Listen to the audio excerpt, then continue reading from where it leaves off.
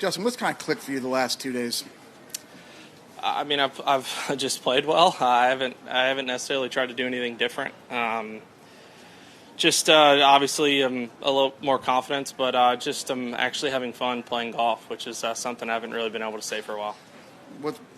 Is there anything that's changed since last Friday at the U.S. Open? As far as what you've worked on? Yeah, just my scores by about 50. No, I mean, I'm working on the same stuff in my golf swing.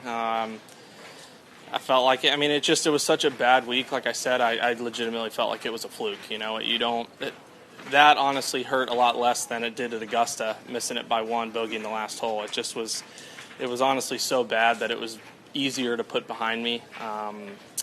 And I felt like I was working on the right things in my swing. And like I said, just in such a better headspace for some reason this week.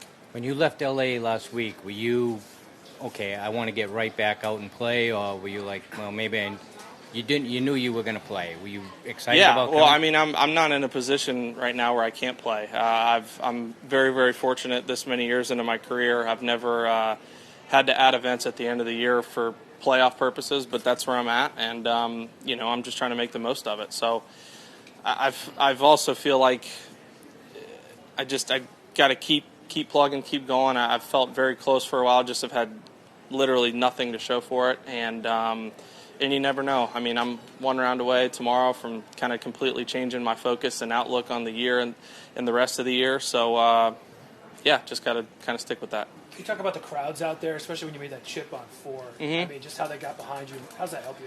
Yeah, I had a feeling they were going to be pretty loud this week, just because over the years, I mean, they've been a great fan base at this tournament, and then with it being an elevated event, and even bigger, more star players, I knew they were going to show out, and got very lucky with the weather so far today, at least knock on wood. But they were nice and rowdy out there. JT, when you hit that bomb on 8 there, you just had a look on your face, and with you and Bones, can you just kind of describe that emotion and what you guys were communicating? I was laughing at Gary because we were very close to each other and we were on a very similar line, and he asked who was away, and I was like, it's you 100%, and he thought it was me, and I said it is definitely you, it's not me. And it turned out I was closer by 2 inches, so I was glad I made the right decision. But I mean, he gave me a perfect read, and we jokingly argued about who was away so that they could give the other one the read, and it worked out in my favor. What number do you think it's going to take tomorrow, regardless of?